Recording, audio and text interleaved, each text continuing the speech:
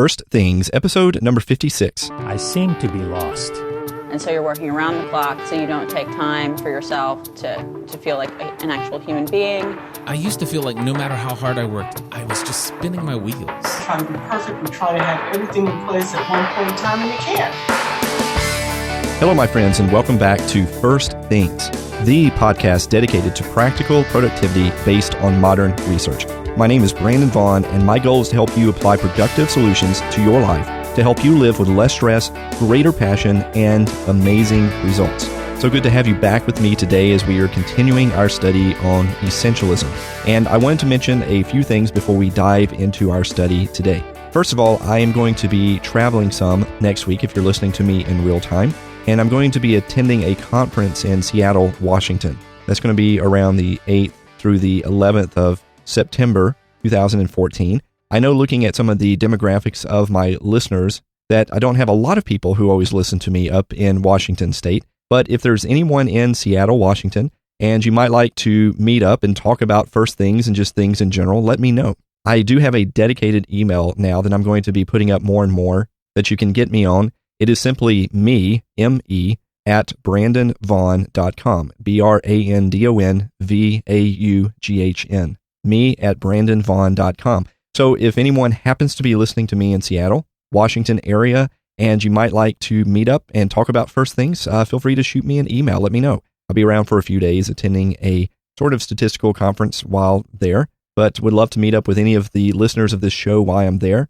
So feel free to hit me up and send me an email if that interests you at all. Second thing I wanted to mention today is that, wow, I've had a lot of technical difficulties and just a bombardment of things I've had to do the last few weeks. And as such, my podcasts have been going out pretty late, later than I usually like them to go out. I would love to have all my episodes go out on Thursday if possible. Usually they go out on Friday. And if it's really bad, then it's Saturday or Sunday before I actually get them out. 2 weeks ago, I had a major problem with my podcast not updating. And so I spent a good day and reached into Saturday before I finally figured it out and was able to get it to where it could update my RSS feed. And finally, the podcast started showing up. Last week was kind of a mixture of a lot of different things, a little bit of technical difficulties I had while I was processing my files, and it just totally jumbled up everything I'd recorded, had to go back to the base files, as well as being my daughter's birthday on Friday, and it just was not doing very well for me getting things out. A friend of mine, not necessarily a close friend, but a friend nonetheless, died last week as well, and there was just a lot of stuff going on. And I know that you guys are very patient and you're great listeners, and I don't need to explain these things, but I just wanted to. As your friend and as you've given me of your time to listen to my show, I just wanted to tell you a little bit about what's been going on with me so that you knew why some of these podcasts were running late. You know, a lot of things I've really been weighing quite a bit going through this Essentialism course with you on this show. And there again, you know, last week, my daughter's birthday, and with this death that came through some friends of mine, you know, it started making me think, you know, okay, well, I do want to get this podcast out and it's going to be late, but I have a choice. Either I can devote my time to my daughter or these friends, or I can get my podcast out. So I chose to spend time with my daughter, and I'm not ashamed of that. I'm glad that I did that, but I just wanted to explain to you guys what I was doing. I was very much putting this stuff into practice. And, you know, the crazy things that we deal with sometimes, especially me, you know, I really appreciate all the kind comments that you guys have left me. Things that you've said, you know, the show really has resonated with you when we've covered these topics. But, you know, a lot of these things we cover are definitely things that I'm dealing with myself. Very much things that I wish someone would talk about, and I would just listen instead of talking about all this stuff. Of course, I do believe that when I talk about it and when I teach it, I learn it that much better. So I'm thankful for that. And if you've never tried that before, try going out and teaching something you're trying to learn. It may seem strange at first, but you will learn it pretty well by having to teach it at the same time. And so I'm very thankful for that. But I got into a lot of these habits. I told you before I started doing these series that I was doing these one-off topics, and I started getting kind of frustrated with the podcast. And I'm kind of in another stage with that in the podcast as well. I still have a very strong listener base, although the numbers have dropped pretty good over the last few weeks and months, and I'm not really sure why, but that's quite okay. I've never been in this for money. I'm not trying to become Mr. Popularity and be on the Tonight Show to talk about First Things, although that would be kind of cool. That isn't the reason why I'm doing these types of things. I started doing a lot of these series because it really resonated with me that I don't just cover some topic in crazy time, one time only, but spend many weeks really digging it apart. But I found myself, I try not to go over 30 minutes, and some of my episodes have been in the hour length. And I found in this book, as I'm covering it, that sometimes I only have about 15 or 20 minutes really to talk about. And even then, and I know it's crazy, I've really been stressing with this and saying, well, what do I do? Do I cover more than one chapter at a time? Is it all right that I do a 15-minute podcast episode? And it's kind of funny because it's my show. And I'm sitting there debating all this, and yet I can control it. But I found myself kind of getting a little bit aggravated, even to the point, to be honest with you, of thinking, should I continue this show? Because I've been doing this now for over a year. I started back in August of last year. And so I am definitely over a year now in terms of my episodes. Been thinking a lot about my music and the fact that I haven't really done much with my music. And it isn't really that the podcast takes up a lot of my time, but I sit and really debate this, and really am going to be debating this over the next few weeks of really trying to see in my life what things can I trim and have dignity to really make sure I put my music more first, that I can put some of my writing up first and quit neglecting it. And I think there's a lot of places in my life where I do waste time. And I don't really feel like the podcast is one of those things, but I've had to really make some tough decisions before, and I think I'm in that realm again. I don't want you to worry that I'm about to dismantle this whole podcast show. Just talking to you about how I'm really trying to apply this stuff, and I'm finding myself again in areas of two areas, in writing music and writing a book, to be in high neglect. And I've got to figure out, and we're going to talk about a little bit of this today as we go into the next chapter of Greg McKeown's book on essentialism, but just a lot of stuff going on with me as I'm really trying to apply this to my life. I intentionally chose this book because I needed to really hear its message, and I knew I needed to hear its message. I definitely am not doing this book because I claim to be the expert on essentialism. I'm doing this because I really need to hear it myself, and I'm really applying a lot of the things that we've been talking about, some of the homework exercises, really going through this in my mind, and it's a good thing. And I hope that you are doing the same thing. I hope that you're really taking this to heart as well, and really thinking about how you can embrace your essentialism in your life. Now, since I am going to be out of town next week, I assume that I'll be able to get a podcast out next week. I sometimes try to record those ahead of time when I'm leaving town, especially when it's on the holidays and I know that I'm going to be out of town for a week or 2 weeks. I don't think the way this week is panning out that I'm going to record double the amount of episodes. So most likely I will either try to get this through usually on Friday, so the following Friday, but it may happen again where you may not really see the next episode first things until like Saturday or Sunday. And I just wanted to let you know, I respect you guys and I respect your time. And if you're used to listening to me like on Friday afternoon or Saturday morning or Monday morning, it probably wouldn't affect you on Monday morning, but out of respect for you, I just wanted to kind of let you know some of the things that have been going on the last few weeks.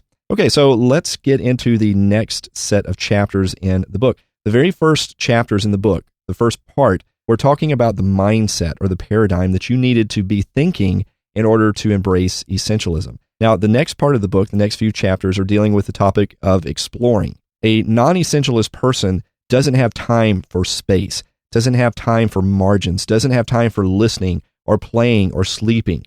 All of these things to a non-essentialist are trivial, or they are supplemental at best, electives of life. You take electives in college and they're optional, or what you take is optional. So, okay, I'm not going to do sleep, but I will try to play some. And so we trade them off like we are in some kind of buffet, and we're going through and we'll take a little bit of this, a little bit of that, but I'm not going to take any bit of this. That's what a non-essentialist does.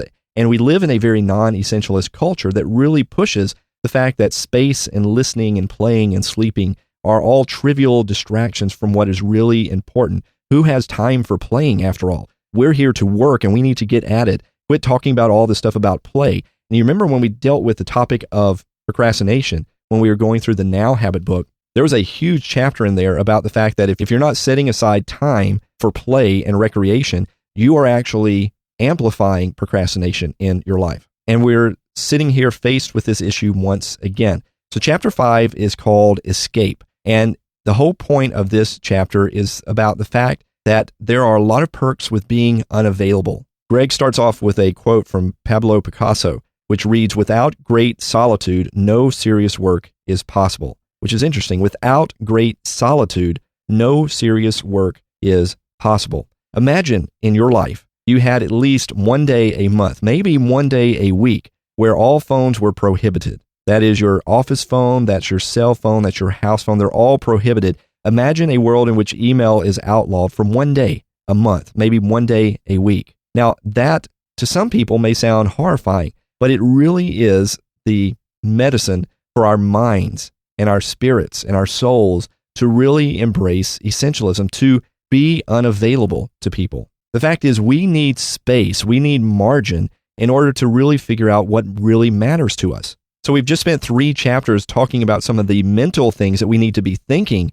in order to pull this off. But if we never really take time and space and margin away from a busy life to figure out what really matters to us, what wall our ladder should be leaning on, then it's all for naught. We've got to set aside time to actually breathe, to look around, to think about things. We need clarity in our lives, and that only comes about by us really thinking about what things are like. If we are too busy to stop and think, if we're too busy to step back and look at our lives and think about these things, then we are just too busy, period. Now, unfortunately, we live in an era, an age that is very time-starved. And because of that, we aren't going to get space by default. We're only going to get space by design. We're going to get space by intention. Now, back 20, 30, 40 years ago, you would have lived in an era of the world that would have given you some space. You wouldn't have been attached to a cell phone 24/7. You would not have had access to email 24/7. Therefore, life by itself gave you more space than it does now. In our today's world, when you have computers and smartphones and instant messaging and Facebook and email and all of these distractions, you will not ever get space by default.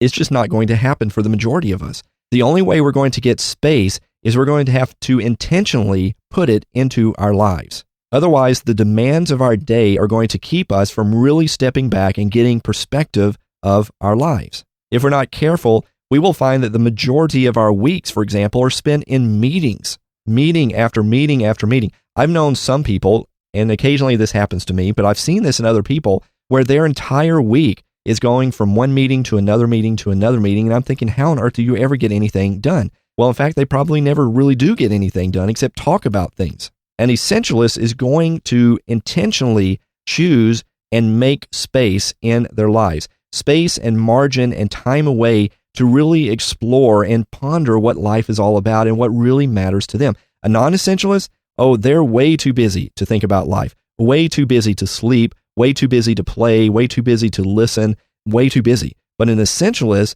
is going to intentionally create space and escape and explore life. They are going to play. They're going to intentionally put in their schedule play and recreation. They're going to intentionally put into their schedule time away, space, listening, creativity type of things.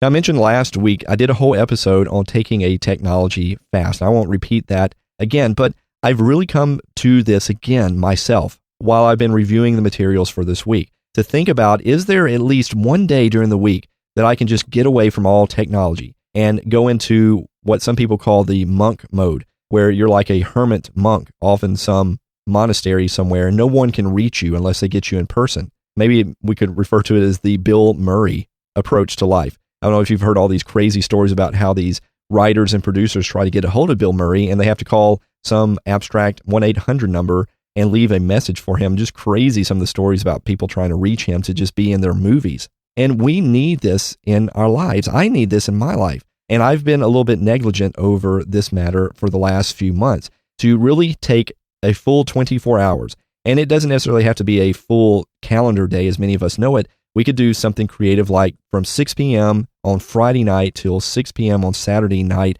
no technology, no computers, no email, no Facebook, no instant messages, none of that, no phone calls, none of that. I am off the grid for the next 24 hours. Now, for me, if I'm doing music, well, then I can turn off the internet because I don't need it to make music. I could turn on my do not disturb because I use a MacBook. I could do all this type of stuff, but I'm not doing it. And I've been challenged this week to really focus on a no-tech area in my life. Now, if you can't afford that, you need to strive to do that at least maybe once a month. I would suggest doing it at least once a week, and I'm going to start doing that again. I'm going to get back into a place where I'm going to say, from Friday night to Saturday night. I don't care what I do. I'll go read some books.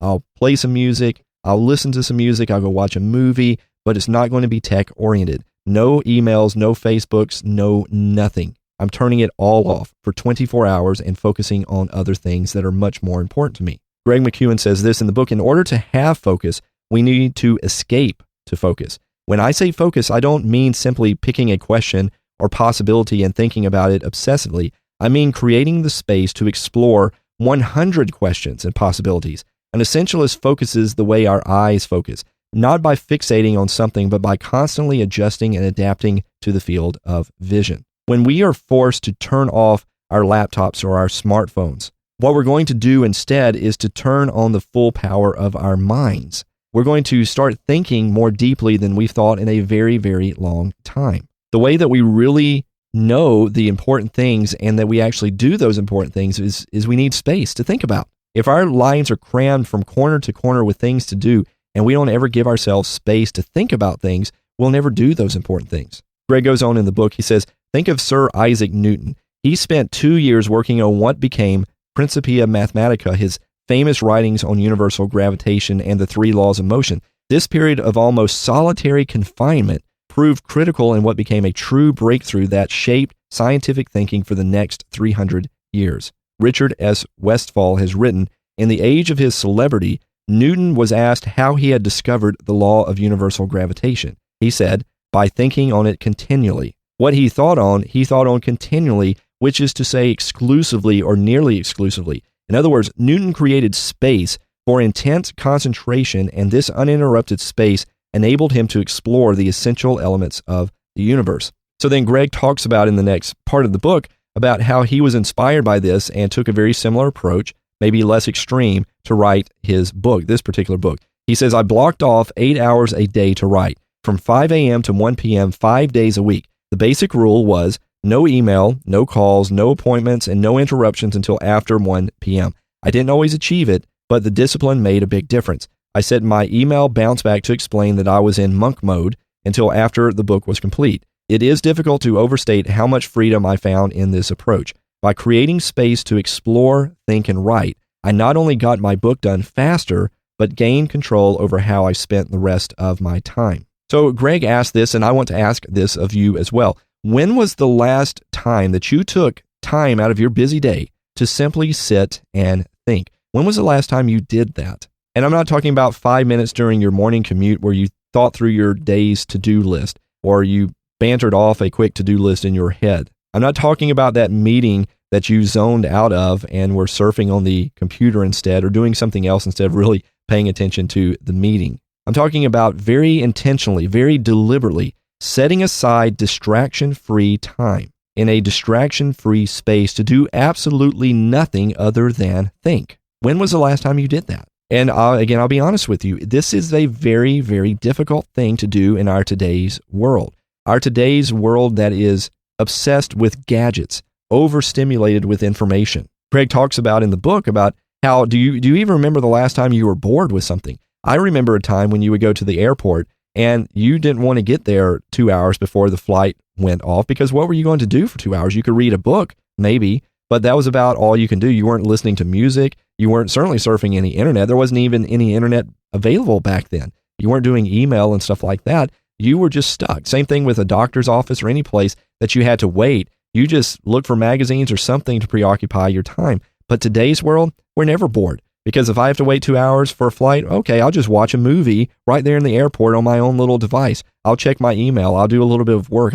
I can even do this on the plane now. Back in the old days of flying, you were just stuck eating peanuts and drinking little beverages as they pass it out. That was all you could do. Now you can actually watch movies on planes. You can connect to the internet. I can't even tell you how many times I have had 3-4 hours in flight and I'm doing work. I'm connected to the internet and actually doing work the entire flight. Whereas in the past, people would actually do creative stuff on flights, but not anymore. Greg says this, here's another paradox for you. The faster and busier things get, the more we need to build thinking time into our schedule. And the noisier things get, the more we need to build quiet reflection spaces in which we can truly focus. No matter how busy you think you are, you can carve time and space to think out of your workday. And I find this quote very interesting because one of the things I've learned in my life and it took me a while to learn this, was that the more stressed I am, the more I must try to eat well and exercise. And that seemed to be quite a paradox to me when I really understood this, because I always used to think, well, I just don't have time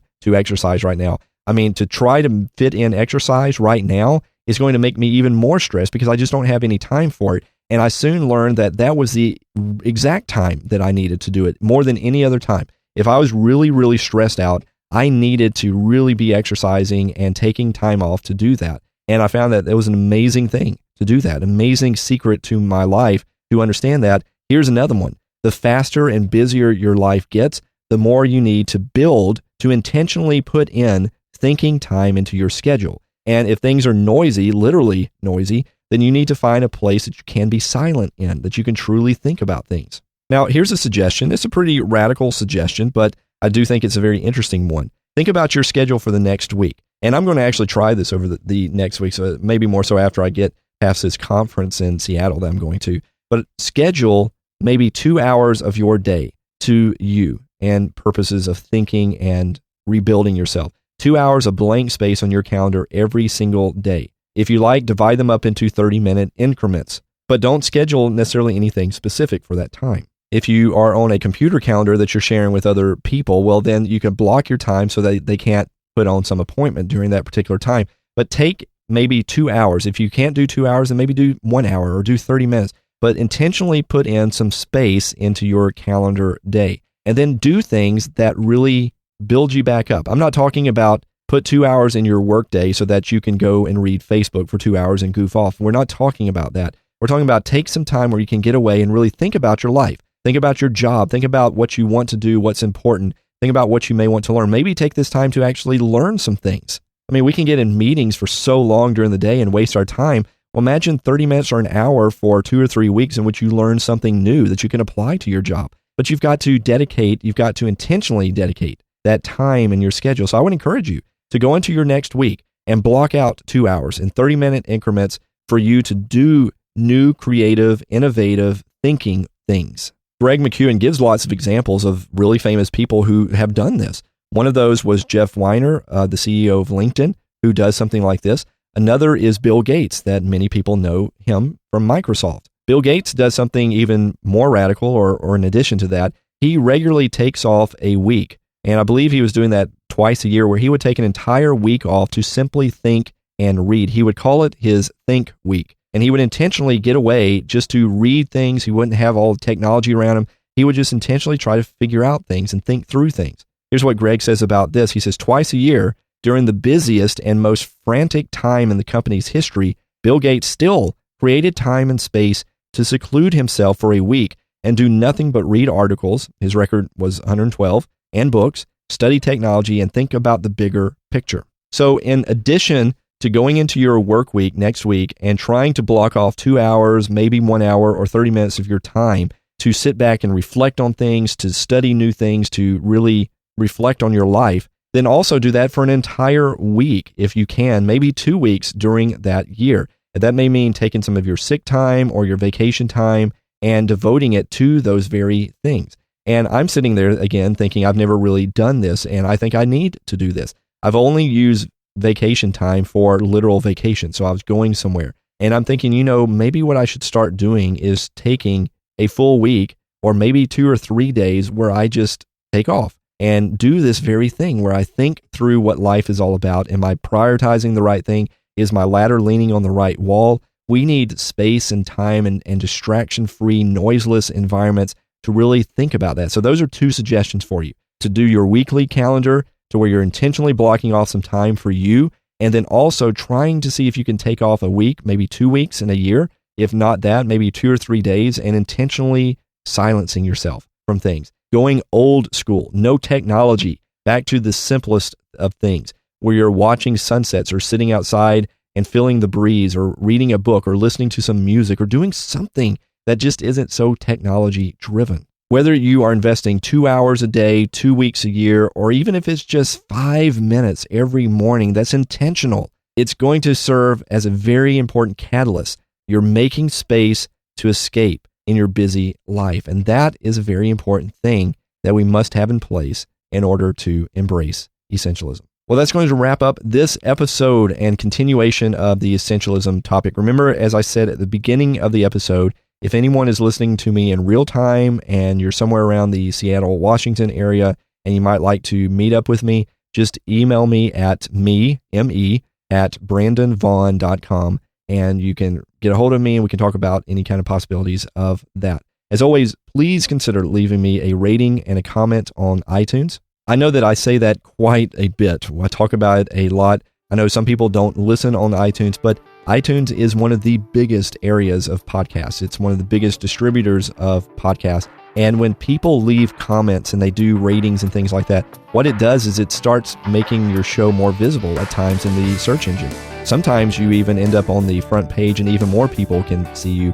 And my whole goal, as I've always said, is I want to help people apply first things. We're really talking about the first things, the psychology of first things. Maybe even more than practical productivity, we're talking about the foundational psychological basis for productivity. And your ratings and your comments help me let other people know about this show. So I would greatly appreciate in whatever way you can to help me expose this show to more and more people.